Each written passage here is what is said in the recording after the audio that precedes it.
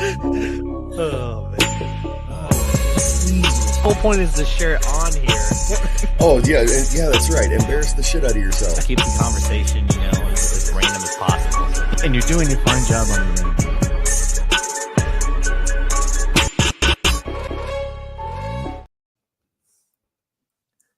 What's going on, everybody? Welcome back to JG's Lounge. I'm your host, Jukebox, and we're back with another episode of Stardom. Got a couple wonderful guests here with us. Before we get going, though, I want to say what I always say. If it wasn't for you guys, I'd still be doing this, but it's always nice to have an audience. So I appreciate everybody that's been following and helping me grow.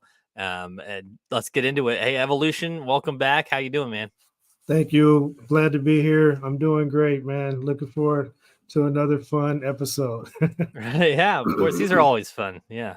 Mm-hmm. And below us, I consider you a friend, even though we've never really talked. I consider you a friend. But Jeff Schneider, how you doing?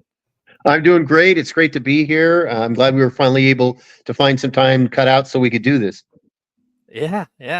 So let's give the audience a little bit of knowledge about who you are before we kind of get into the show. My name's Jeff Schneider. I work with MASH Global Media. It used to be MASH Productions. It's now MASH Global Media, and with WJD Films. I also work with Uncommon Dialogue Films down in Los Angeles. And I do production, writing, directing, editing, and visual effects in films. Nice. Is there any films that are out on social, like any of the platforms that people could check out, or? Yeah, some of the older films. There's like 4 or 5 that are in post production that we're just going through, getting distribution for. Right now, we have Evil Under the Skin, Lake Nor. I'm trying to think of the other ones right now. Of course, I would remember. That's so awesome. Those are the 2 primary ones that are out right now. The ones that are getting ready to come out, the 2 I'm working on right now are Killer Clown Girls, which we expect to be out next year, and then also Crystal, which is a movie about a home that actually is an automated home that does everything automated, and then it turns against the owners and the dinner guests and starts killing everybody. And then Dying for Living, which is a movie that I worked on down in Los Angeles with Patrick Kilpatrick and Costas Mandylor and Egan Machado and a bunch of other guys. That one hopefully will be out sometime next year. But Lake Noir and Evil Under the Skin are the 2 that are out right now. That are the ones that are easiest to find. And I think you can still find them on Tubi. It's probably the easiest source for them, but okay. Those are the ones. And right now I'm also working on a movie called Life Cycle 63 that has Adrian Paul from the Highlander TV show and Robert Catrini, who was in the original Jack Reacher movie with Tom Cruise. And that's a science fiction, really interesting future film that deals with social structures and sort of a very communist China numeric system of how people are valued, and lots of intricate details in that story. Too many to really go into, but we've been shooting it for about 2 months now and got about another month to go. You've been a busy man. Yes. Congrats on all that. Yeah, that's exciting. And so you came from a circus life into the film industry. How did that transition take place? Well, in about 1990, I was going to Boise State and I was looking for new acting things to do. And there was this poster in the Morrison Center, Boise State, that said 5-hour improv, murder mystery, interested parties, call this number.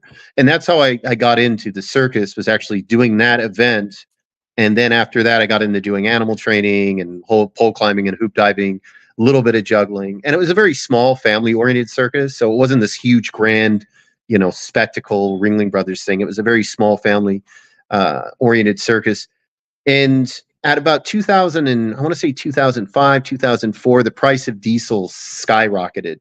And what it cost to move everything outweighed what we could actually generate in revenue with the circus, and we basically had to park everything. And in or around that time, China was doing their Olympics, And we actually ended up taking a lot of the older rides and selling them for scrap weight, which at the time was at an all-time high because of the demand that China had for steel. And I started working a day job. And while working the day job, there's a place in Oregon called CCTV, which is basically community television. And they trained you for almost no money, showed you how to use cameras and editing equipment. And they also got me in line with my first few production jobs of working on an actual feature film and learning at an independent level what it takes to put a film together, how you can do a lot of things and save a lot of money by making good choices and good decisions that say you could shoot a movie for $20,000 or $40,000 that if it were a union production or a big production would be a film that was, you know, $300,000 or $400,000. And the look really didn't look that much different. So going through that process of sort of transitioning into more of a day job environment, having time to learn how to do film, being on sets, it was sort of a transition, I'd say, of about 3 to 4 years of sort of shifting over, saving up money, buying computers, buying cameras. You know, now I've got a couple RE Alexa Classics. I've got a couple Red Dragon 6K cameras, GH5s that we shoot films with. But that was a period of doing jobs, saving up, and I can't stress that enough. A lot of kids today will ask, well, how do you get into that? How do you do that? Well, get a job, save your money, go on the YouTube, find out how to edit. I mean, they'll teach you just about everything you need to learn on a basic level, and you can take it as far as you want. I mean, there's Roger Deakins, who is a famous cinematographer, has got YouTube videos on lighting. I mean, you know this, just I'm sure doing what you do, how much information is really out there. It's just a matter of applying yourself. Yeah. And that's even with Evolution here. He told me he was interested in podcasting, and that was like 3 months ago. And now he's had like 6-7 episodes. He's been on other shows. He's starting to kind of learn how it works because he's invested and he wants to know.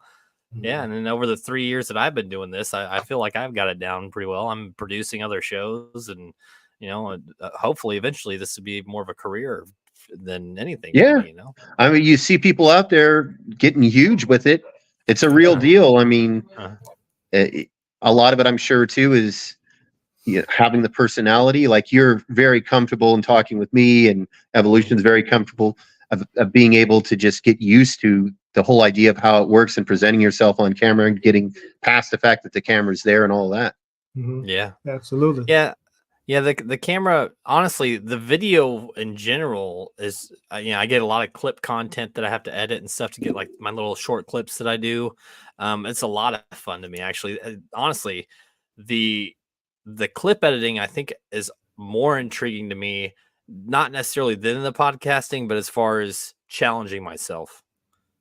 And I think it's helped me improve on this aspect as well. Because when I'm doing the episodes, I'm thinking in my head, okay, this is going so smooth, but where can I timestamp these to make great content and to share and kind of get the episode out there? Which a year ago that wasn't a thing, Yeah, understanding social media is so interesting. I was talking with Lenny about that because he has 270,000 some odd followers, something like that on TikTok, and it's just understanding how looking at it like a business, looking at it like you're a station, just all these little tips and tricks. And like you're a very recognizable person. Like I see your stuff pop up on my feed and YouTube and different areas, TikTok all the time. And immediately within a second, I know it's you. The beard, the hat, oh, okay. Right. Oh, it's a video. I'm going to stop and watch this. So I think too, creating your brand and your persona, I think, is hugely important. I was talking with a guy earlier today, and his sister is a celebrity chef for Rihanna, for a bunch of other celebrities, and she's wanting to do more Instagram, doing more sort of media, and she is kind of hesitant to be out in front of the camera, and she's having to get past that because she has all this great stories and content and all this great stuff, but you still have to be a salesman. You still have to get out there. Just like in sales, 90% of it, if people like you, they'll buy from you. And just like podcasts, if they like you, they're going to watch you and they're going to tell their friends about you. And so I think learning that process has got to be, hugely important, especially in what you guys are doing. Yeah, you're 100% right, and there's, I feel like there's a gap that you have, or a bridge you have to kind of get across too, because like, if you don't have the money to front, then you have to hustle to get it, and that's, I didn't have the money, I just had the want to do this, and it's been 3 years, and it's finally really starting to show, and it's because I did it because I wanted to do it, not because I wanted money right off the bat, and so it's nice to be at the state that I am now. And I have such a network of people that I know, like, even like you, there's people that I talk to like you that have never actually sat here and had a conversation with, but I know they're there and I know they're willing to come on. Yeah. So, yeah. You look at someone like Joe Rogan, like he's been doing that UFC stuff forever. And he did it in the beginning, not because he wanted to get rich and famous, but because he loved it. And because he loved it so much, and he's done it for so long, and he's so excited about it, now he's got his podcast, which is just massive. But like you're saying, the love, if you do it, the money's almost a byproduct. If you love it and you want to do it and you do it enough and you keep trying to do your best, in the world, there's lots of talented people and there's lots of people with drive, and the ones with drive almost always go further than the ones with talent, because if they just have talent but they have no drive, then there's nothing motivating them to propel themselves forward, because it's just work. Like you said, the people on YouTube and TikTok, it's work to get, unless you're some young hot thing, it's work to get those numbers and to drive that traffic and to do the sets and make sure you're doing it at the same time and get all that accomplished. It's just a lot of work, and you love it so much you're willing to do it. It's the same reason I do movies. Like, it's not hugely profitable for me to do movies, but I love to do movies and I love the process. Are you like, for me, for example, like after this episode, I'm going to go back and re-listen to it. Do you go back and watch your shows and like, do you critique yourself after you finish a product and do you go back and watch it and go, man, I probably could have done that different, or no, I really like how that turned out? In movies, they always say that movies are never finished, they're abandoned. And what that means is there's a point you'll drive yourself crazy changing and editing, and like, maybe if I did this a little bit shorter, or even people like Ron Howard have said, it doesn't matter, sooner or later, a film will find a way to break your heart, no matter the budget or the time. It's just there's going to be a part of it where you're like, it's not what I wanted. It's not what I saw in my head, whether it's a $500,000 budget or a $50 million budget. And a great example of this is I was working on a movie called A Haunting at Silver Falls. And I was talking to the UPN, the unit production manager. His name is Todd Ireland. And he was telling me he worked on X-Men, the very first one. This is a while back. And I said, wow, that must have been great. You guys had like $100 million budget. And he says, this movie we're doing right now, it's like, they might pencil it up to $2 million, but it's about a $300,000, $400,000 budget. And they're going to want you to stretch that into $450,000. So you got to look for maybe an extra $50,000, $75,000 you got to create in deals and getting things done and stretching that budget. On a $100 million budget, they want you to stretch it to, say, 102, 105 million. So your problems don't go away with a bigger budget. They just get bigger. Yeah, and that was heartbreaking for me to hear. I was like, man, it's got to be awesome. And he's like, well, it's awesome, but guess what? Here's a whole nother bag of problems. Instead of, having to worry about 50,000, you've got to worry about $2 or $5 million. Producers are trying to cut cost at every corner. And so it's interesting. But yeah, you're always, when you watch a movie, because when you're doing the editing process and you're going through it to a point where you're like, I don't even know if this joke's funny anymore. I don't even know. I've gone through this 50 times. I don't even know. It was funny the first time. It's like the 50th time.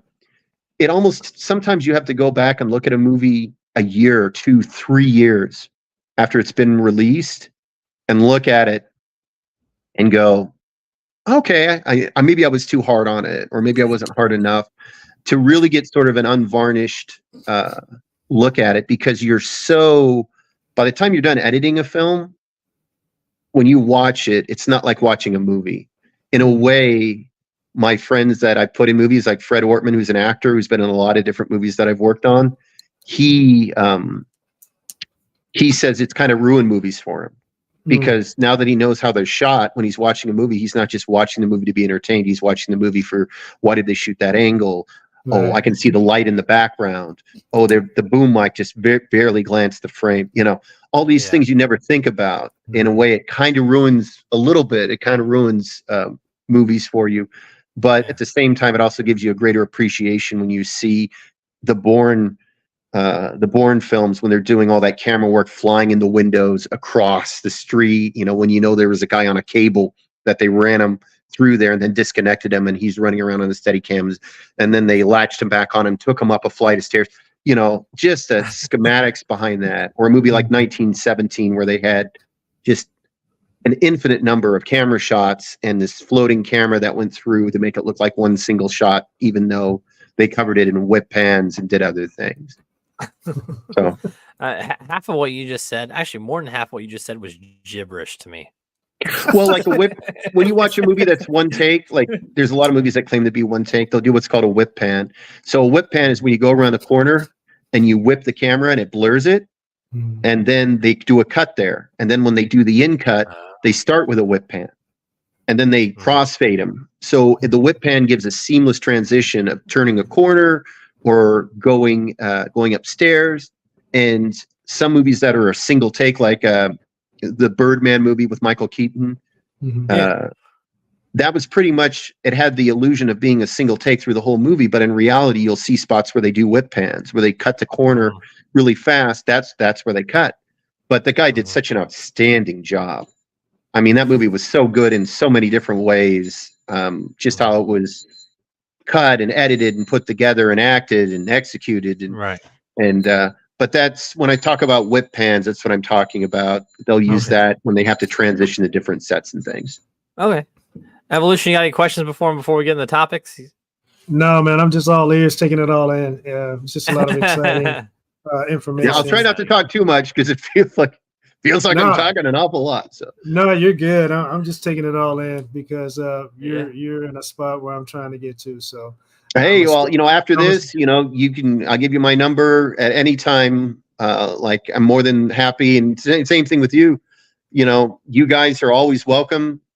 Anything that there's always going to be people who know less than me, people who know way more than me. But I'm more willing to help where I can. And projects great. Or anything.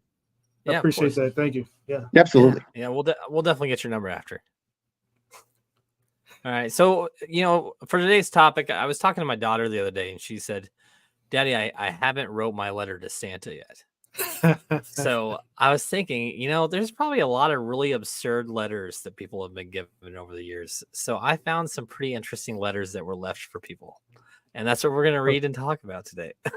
Okay. Does that sound right with you, Jeff? Yeah, no, it sounds good. All right. First up. It says, I hit your car. I'm sorry. There's only a scratch on the back left panel, but because you looked rich, I'm not leaving my number. Sorry. It's an actual letter somebody left? Yes. That is awesome. Why waste your time writing that letter if you were going to do that? Well, they at least kind of felt bad. I don't know. Oh man, it's just like the worst letter ever, because I understand I'm culpable in every possible way, but I'm going to make sure that you can't possibly reach me. That's almost more frustrating. It's almost worse.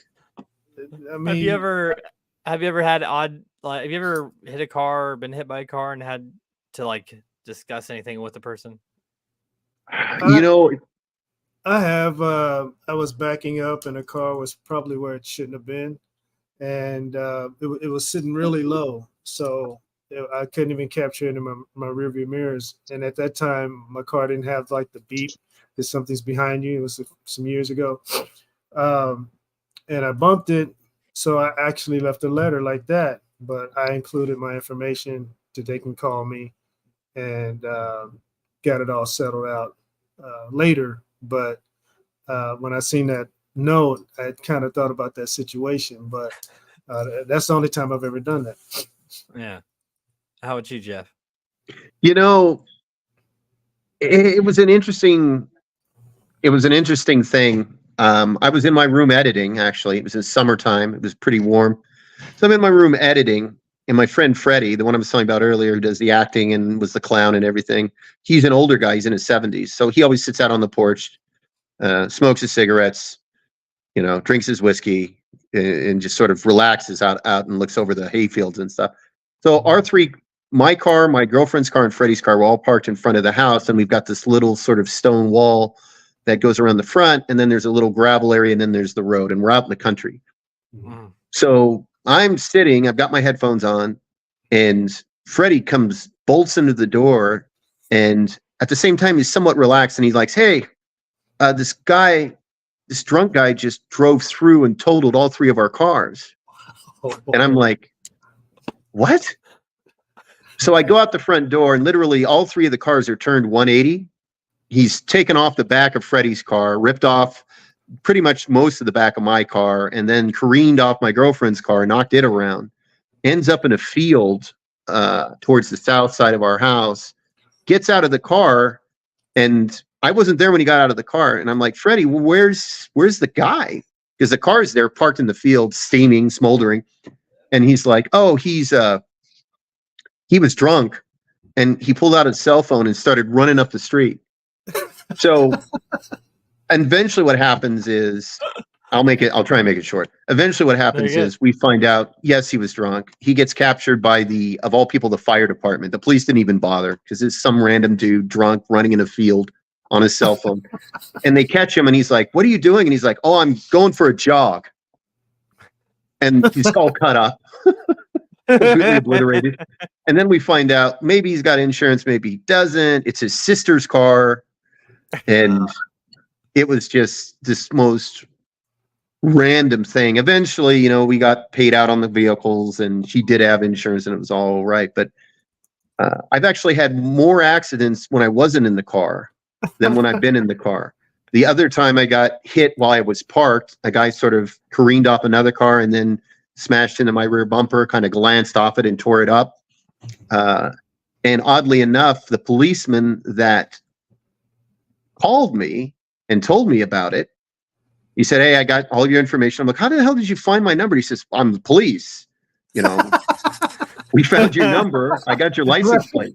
So I go down there, and this policeman's the nicest guy ever. And he ends up, oh, that's another movie you can see that I've done, 211 Home. That's actually a Christmas movie. That's out. And if I don't do every aspect of a movie, sometimes I feel like I'm cheating. And so if I just shoot a movie and edit part of it, and then someone else handles the post, I kind of forget that it's, I just director of photography and did all these things. But the 211 Home, we ended up casting him as the primary lead in the movie. Just randomly, I met this guy when someone hit my car that was parked, and talked to him for like 10 minutes. And I said, do you ever do any acting? Because he was just he looks like The Rock, but Hawaiian, but a little bit more, I guess, not a little bit more Polynesian. He kind of just looks like The Rock.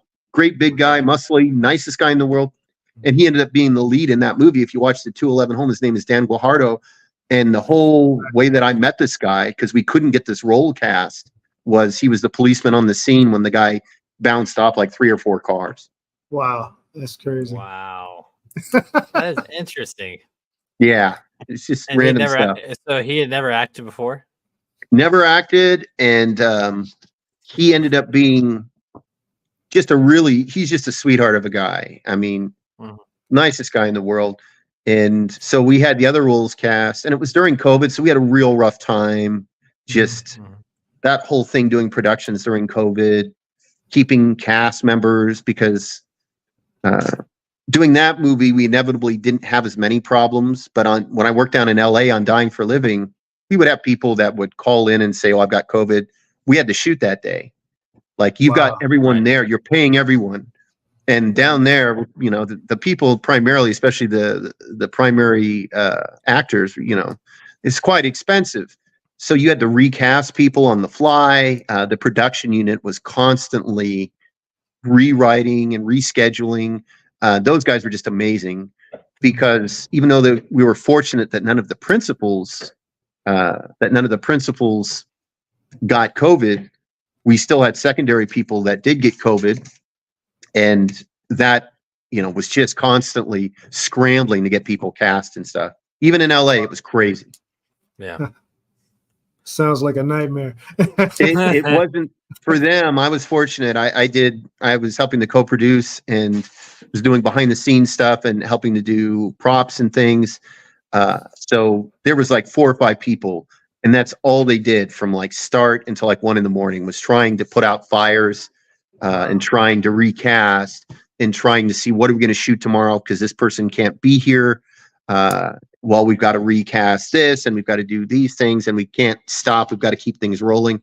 So it was a nightmare, definitely. But we got through it and they did a great job. I tell you, those guys were diehards. Nice.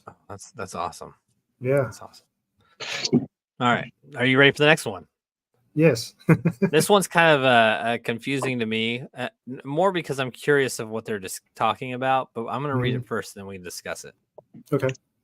It says, "Hello, we hope your exorcism was successful last night. We do ask as a courtesy to us and the other neighbors on this floor that you limit expelling demons to Friday and Saturday nights. Thank you in advance."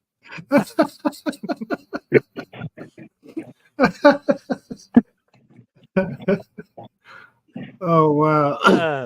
I mean, they worded it pretty well. That's a sense of humor there, though. You got to love that. Apparently, there was a lot of noise going on. Something. And they were really having a good time or something, and annoyed the heck out of their neighbors. The headboard banging, something going on there. Yeah, so I was gonna say is it either a party or another party, one of the two. I'm definitely not that good with words. I probably wouldn't have been able to write something that impressive. You're only a broomstick to the ceiling, just. I think maybe if you were totally annoyed like they were, you probably would have came up something pretty close to that. Right. It sounds like they were really disturbed and quite pissed off from what happened. Have you guys ever lived in apartments or townhomes and shared walls with others? I've done that before, and I will never do it again. Oh my god, it's a nightmare. I live in a townhouse, and I'm fortunate enough that it's pretty well built, and my neighbors are actually pretty well. But I've definitely lived in houses and apartments that have not been the best as far as having neighbors. I've lived in trailers, but never in an apartment. When we were doing the circus stuff, you had fifth wheel trailers and stuff, but never in an apartment. Now, did you have, being in a circus and living in trailers, did you have to work with people that you didn't necessarily get along with? Yes. And there was a core group of people, and everyone got along. Even the guy that, didn't necessarily, we didn't get along great with, we still sort of got along with. But out of everyone, like my boss and mentor, Jack Davis, was really good about conflict resolution. And like, it takes 2 people to have an argument. And if you have an argument, then you don't need to, it's always your free will choice. But I'm telling you, if you go to them and you say, hey, this is what happened, this is what I did, this is what I could have done better, and this is what I'm going to try to do in the future. And then the other person would generally go, hey, this is what I could have done better. And the whole point is that you offer up where you fell short, and then you're not in it for them to apologize to you. You're simply in it to say, hey, this is what I could have done. And then it's up to them. But you don't expect the apology. So there was this one guy I worked with. And when you have your problems in front of you, you can always manage them. But his problems had drifted behind him. And what I mean by that is, like, he would talk to people in a very derogatory tone. And you would tell him, dude, the reason that you're having these problems and these conflicts with the workers is you sound like you're talking down to them. And he's like, there's nothing wrong with the way I talk. Well, could you look in the mirror and talk to yourself that way? And are you telling me that that's acceptable? Yeah, there's nothing. I don't know why you're saying that. And it's like, he couldn't see it because if you keep your problems in front of you, you can manage them, you can work on them, you can get better. But once they get behind you and they grow, it makes it rough. And so it was always difficult dealing with him because of that, unfortunately. There he is. Yeah, no, you're right. I know when I was younger, I lived in an apartment and I was a partier, and I know that I was the problem because there was one time where I actually woke up in another apartment's living room on their couch after drinking all night. and they had woke me up and told me I was in the wrong apartment. And I mean that's just one of many things that I did. And so I know I was that guy. So you weren't invited? Like you weren't supposed to be there at all? No, I went to my car to get something, and I'd been drinking, and I came back, and I thought I went into my apartment, and I went into just some random person's apartment. Oh, that's awesome. Just That's passed out on epic. their couch. Yeah, I remember being like, where'd everybody go? Because it was just a dark. I mean, there was a party going on in my apartment. I leave in my car. I come back. It's dark, and I just remember sitting down on the couch and just falling asleep because I was confused and I didn't know what was going on. That's They great. got woke up by the people who lived there. Luckily, they were nice enough to just tell me I was in the wrong. Yeah, place. at least they were nice neighbors. Yes. That's But awesome. I was definitely that. I was definitely that guy at one point in my life. So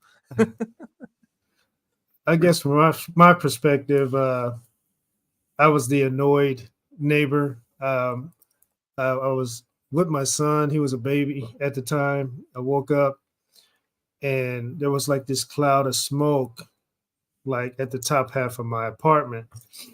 And I'm, when you wake up like that, you panic, you freak out, you think your house is on fire. So I grab him and I, run to the door and get out and see if everything is, in flames, and it's not. And everything's clear, but I can't go back in there. It's, it's too smoky. Right.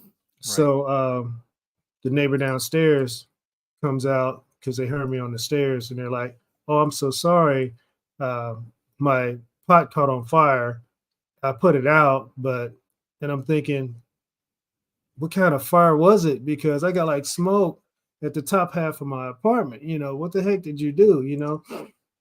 And they were all calm, like they did nothing. And I'm like, we could have got smoke inhalation and really got messed up, and they were just calm, like they did nothing. They didn't come up to check on anybody or anything. I'm like, really? So I was not happy with them for a long time, but I had to open all my windows and I couldn't go back in. Well, with a baby, I mean, especially with a baby. Yeah, right. The house. Oh, we didn't do anything wrong, really? Because everything smells like smoke, and I got to go through the whole house and clean, and it was a mess. But was not happy with them, but I was definitely happy when they moved out. Yeah. During COVID, my friend was a property manager, and they had some people doing extracurricular activities, illegal extracurricular activities, and this is in Oregon, and because of the what they were doing was illegal. Yeah, well, it's not your regular legal stuff. Like in Oregon, weed's legal, but this was the harder type stuff that they were doing, and they couldn't get them evicted because of all the ordinances and all the things during COVID, where they had suspended sort of evictions, and they had special circumstances, and he was like fit to be tied, having to deal with that. And yeah, it's no fun. But boy, I mean, I really feel for you, especially because I've never been a father, but to have a small child. And then to have someone, just do something like that, and then they're like, "Oh yeah, it wasn't a big deal." Like I don't know how I'd respond to that. I wasn't happy. No. No big deal. It's nothing at all. No, just damn near burned down the apartment complex. It's fine. Yeah, no kidding, right? All right, next up. It says, saw a Kit Kat in your cup holder. I love Kit Kats, so I checked your door and it was unlocked. I did not take anything other than the Kit Kat. I'm sorry and hungry.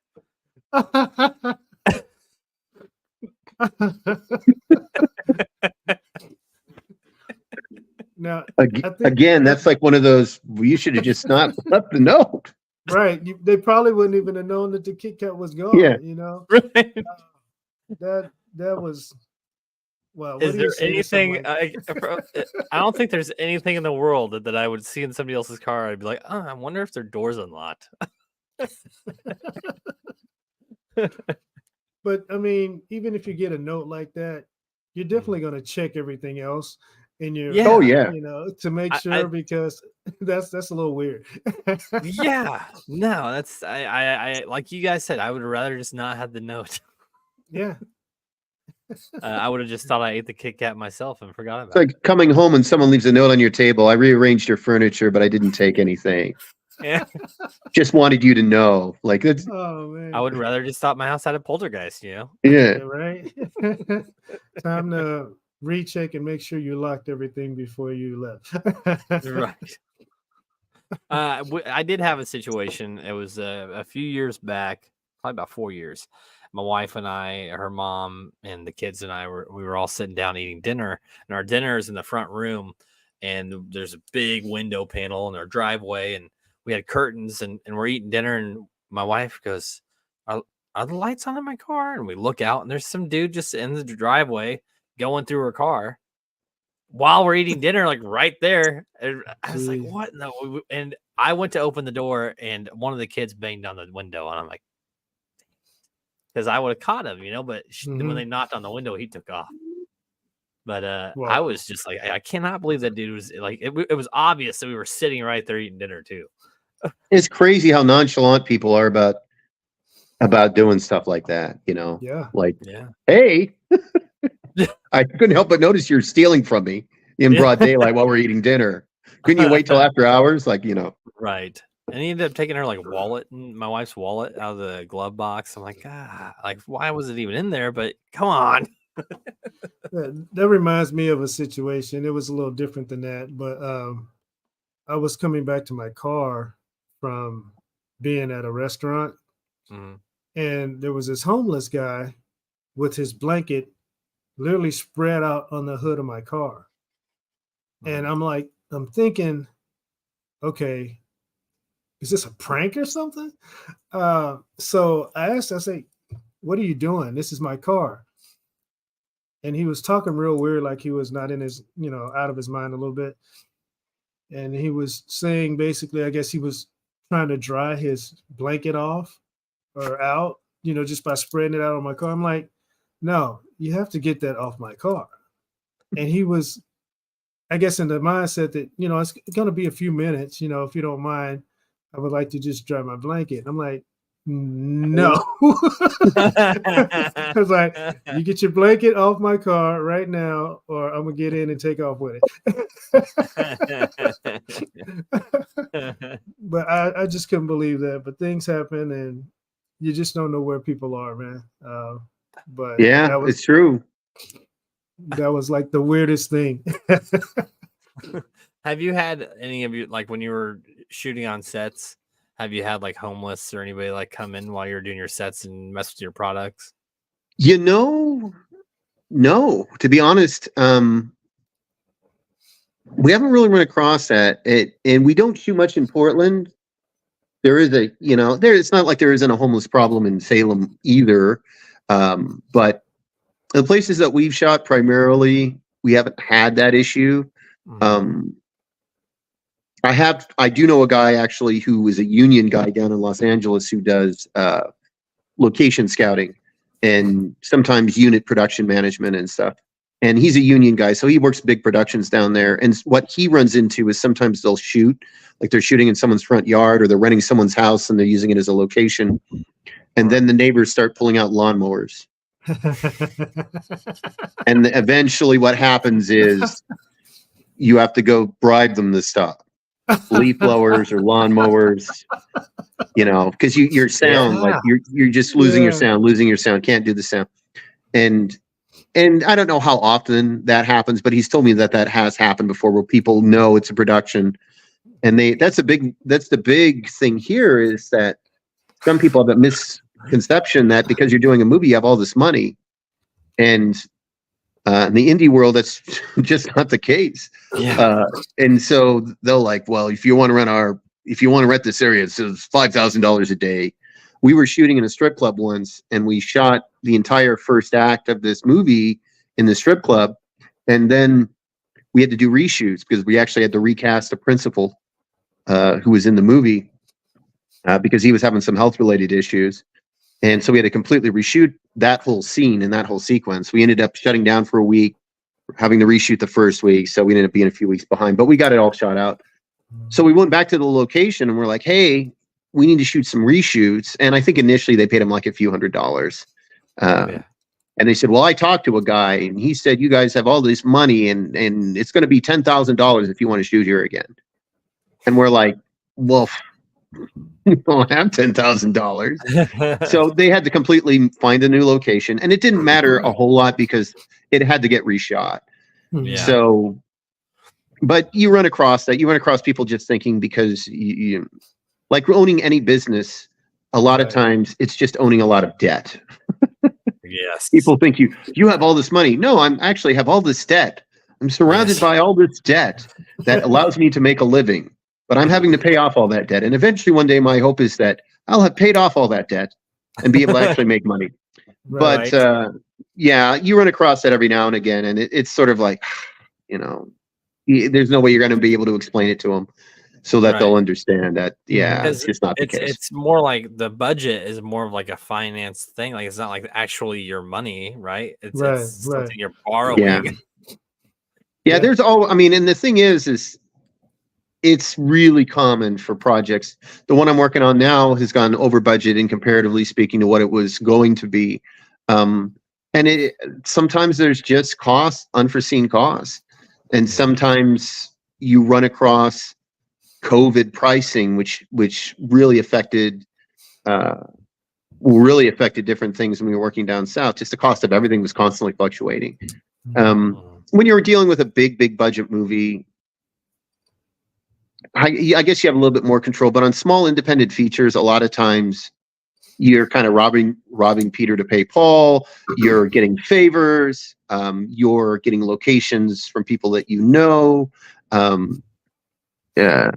If you're doing non-union as opposed to SAG, once you get into SAG, then there's like a whole nother litany of costs. Like our principal actors, let's just say as an example, you're paying $20,000 for somebody for 4 days. That's not at all outrageous. That's, for a median actor, a known actor that isn't a B or an A-list actor, but they're a known actor. And they're not a bad actor. They're a name, and that name carries at least that much weight. Well, then you've got to pay another, say, $6,000 or $7,000 on top of that. That you may not know about if you haven't done it before, and that is manager fees, SAG money. Some of that money you might see back, some of that money you might not. But there's all these extra costs that pop up, and it's just so disheartening when you're financing something personally and all these things just keep popping up, and it's just money that you can't use that has to go somewhere a lot of times. Yeah. Wow. Yeah, there's definitely things that you don't think about. And I knew, like, for actors and stuff, because I do you know who Larry Hankin is? He was on Friends. I don't know who a lot of people are. So yeah, he's a cop that was on Home Alone eating the donut when he took the phone call to go check on their Macaulay Culkin. But, okay. He was on my show and he was talking about Escape from Alcatraz, which he did with he was in there with Clint Eastwood. Oh wow. Yeah, and he was talking about having to do recasts and how hard it was because you had to totally reshoot stuff because you had to replace that character altogether. Wow. So, yeah. You don't think about it. You're just things you don't think about. Mm-hmm. The other thing too is sometimes people get a little crazy, and you'll have somebody, and once they know you've got a third or half the movie in the can, so to speak, it's shot out, then they start being more demanding, or they'll start asking for weird things, or they'll start just acting weird, knowing that you're kind of beholden to them. And it doesn't happen that often, but I've seen it happen, and just been like, what? What did they?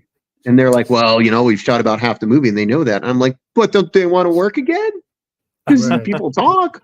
Right. But sometimes people are just who they are, and everyone has their quirks, and they're really good at certain things, and other things, maybe not so good at. And that can be an issue. That can be something that comes up. It's crazy when it does, and it's almost it's mind blowing where you just can't believe it. Yeah, but it happens. People. Yeah, right. Just people. That's why they did Team America World Police with all puppets. Oh man, actually, the South Park guys had it right. As terrible as that movie is, it's actually really clever. I love that movie. It's very clever, and the way they put it together was actually really good. As much as people talk bad about it, it was actually a pretty decent film. I cracked up. All right, I got another one here. Okay. It says, "Is your name Dave?" And there's a little sticky note that says, "Yes, my name's Dave. Thanks for the free drinks. Dave's for life." I feel like Dave's a pretty common name. And I know that me and Evolution actually work together, and we have like shared fridges, and there's always notes on them like, "This is mine, don't touch," or just random stuff that people leave on notes on the product that they put in their fridge because they don't want people to eat it. But it's actually really common that people take other people's stuff. It is, even in a corporate environment. I mean, I can't tell you the number of times they had to post signs that said, if there is a luncheon here and it is not yours, do not take it, please. And like it being like rampant, like not a rare occurrence, like you said. It's crazy. Like it's not your food. Why would you take it? But people do. Yeah, they do all the time. Don't understand that. Don't understand that. I had that happen to me once. I think there were some new people working where I was working, and not sure if they were just hungry and needed something and didn't have the money. Not sure about that, but I know my lunch came up missing, and which wasn't really happy about. I mean, I did have some pocket change so I could go get something else, but from that point, I just kept watching the area, and I found out who did it, and I literally seen him go in someone's lunch and take out like a drink and put it in their pocket and walk out. So once I reported it, the person never came back, but it was a big coincidence that nothing got stolen after that. Yeah, that's the thing. Yeah. Well, and when you share like break rooms and stuff like that with people, like you get personal belongings, purses. I mean, it's unfortunate, but I've had situations where I've caught people going through people's purses for like medicine, and it's like, come on, like just these are people you work with, like you're around each other. Why would you do that? It's crazy in corporate environments too. I mean, I remember that was one of the biggest shocks I had when I first started working at the bank years ago, before I left, and that was how much of a patent place it was. And the other thing was just how the employees really weren't that much different than the circus and the carnival employees. I mean, and that's not meant in a good or a bad way. It's just I kind of looked at it as being this thing where people would be in suits and everyone had, degrees, and there's no way I would be able to work there because I didn't have this, high acumen of, no, it's just regular folks. So much of those type of jobs anymore, especially if you're in a call center environment, it's regular folks and people in shorts and shirts and we've lost Ginger. Yeah. I'm he's still there. He's just in the dark. I just decided I didn't want you guys to see me anymore. That's all. There we go. It's funny. Like most jobs that I've worked at, always, when I got out of high school, I was like, oh, okay, I'm done with high school. But it seems like the drama has always been high school level drama. Oh, so true. So true. I want to go ahead and make this statement. That little segment that we had in this episode, there was a serious issue with lighting. Well, I'm going to get his number afterwards. He's going to help me improve on that. That's right. We'll fire the gaffer. We don't have a gaffer. Well, problem solved. Actually, what the problem is that everything that you buy now comes with a USB cord, and then you have to buy a box separately. Well, that box happens to be the same box that you use to charge phones. And my 12-year-old seems to lose his box all the time, so he just takes them from wherever. So instead, I had to plug this into the PlayStation and turn the PlayStation on, and it just timed out and then kicked off the light. So I'm improvising here, people. I do have to say that's great troubleshooting thinking, though. Right. Went That's what you straight do. to A the lot of story. times on set, that's what you have to do. This isn't Yeah. working. We got to do something else. How are we going to make it work? You know, Right. there's always the one constant on a movie set is that Right. things are always changing and that there's always something that didn't go as planned. That's like always what's Right. happening. Well, no, and one thing I want to kind of wrap this up with is when you mentioned earlier was looking back at films like it's never going to always be right. That's kind of why I came to the idea that I want to keep my shows live, because that raw reaction with people, even with the tech issues and stuff, being able to ride that and kind of Mhm. keep the show going, even with the tech Yeah. issues, or Yeah. it makes it more interesting to me. Absolutely.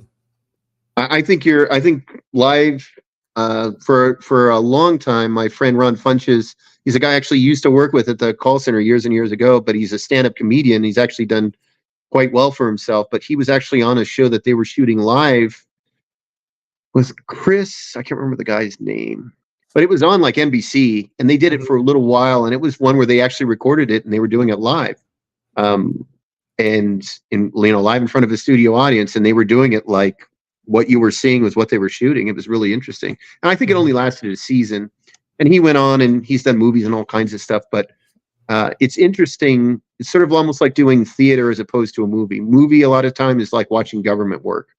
You're doing the master, you're doing 50-50, you're doing singles, you're doing a cowboy shot, you're doing the same thing over and over and over, getting your coverage that you want, your storyboarded coverage, or if you don't have a storyboard, then you're getting the coverage you're going to need that in your mind, you can edit together. But a lot of times it's doing the same thing repetitively, and even though it's always exciting and fun because you can find different ways of doing that, there's always that element of people saying, it's like watching government work, because it's just slow and it's a lot of hurry up and wait, and a lot of that sort of element. Right. Well, Jeff, I'm so happy to finally have you on. Yeah, I had a lot of fun. Good, man. This show was all about just getting to hang out with people and hearing random stories, and I think we did a pretty good job at doing that this episode. So I agree. So you got. I know you're working on some projects now. I mean, is there somewhere people can go to find you besides Facebook, or some of the content? You can go to IMDB Pro and look up under Jeffrey Schneider V, for 5. And it has a list of all the projects. It's probably over a dozen or so now, feature films. I pretty much try to do features because features are much easier to try and generate revenue from as opposed to a short. Nothing wrong with doing shorts. People who do shorts, it's great, but that's got a list of all the features that I've worked on, all the people I've worked with, and that's on IMDb or IMDb Pro, either site, and it'll list out there under Jeffrey Schneider V, and it'll be a picture of me sort of lurching over a camera, and that would be me. But that goes through all the stuff. And again, 211 Home, that's out on distribution. Evil Under the Skin's on Tubi. I think Lake Noir is still on Tubi. And then there's the Robert Hartzog story, which is actually a documentary that I helped Jim Huggins, who we did the 211 Home with. That was talking about dog handlers during the Vietnam War, and it's a very interesting movie. As far as it's got great coverage if you're into sort of those war biopic type movies, documentaries. It's a great one to watch. Okay. Yeah, I'll tag your IMDb in the description as well at the end. Yeah, that sounds great. And again, like you can find me on Facebook or wherever, and I also help people with ARRI Alexa Classics sort of troubleshooting and repairs from time to time. I'm on the ARRI user group on Facebook, and so I post when I'm working on cameras and repairing those and such. So if anyone has any questions about that type of stuff as well, I always help where I can regarding that if I can. Okay, that's great, man. That's great. Yeah, I really appreciate that. Evolution, you got anything before we wrap this up? Actually, I'm good, man. I got an ear full of knowledge to process. I saw you writing down some notes. Yeah, Jeff, it was great to meet you, and this episode was I think it went really well. Hopefully we can do some things in the future, and absolutely. I look forward to being in touch with you, man. Yeah, if you're doing screenwriting or any of that type stuff, if you want to have any conversations about it, like I said, there's people who know more, people who know less. I'm more than willing to help where I can, though. Sounds right. good, man. Fantastic. And to everybody that watched us today or is going to watch or listen on all the other platforms as well, we really appreciate you. And until next time, everybody, we'll see you around. Take care.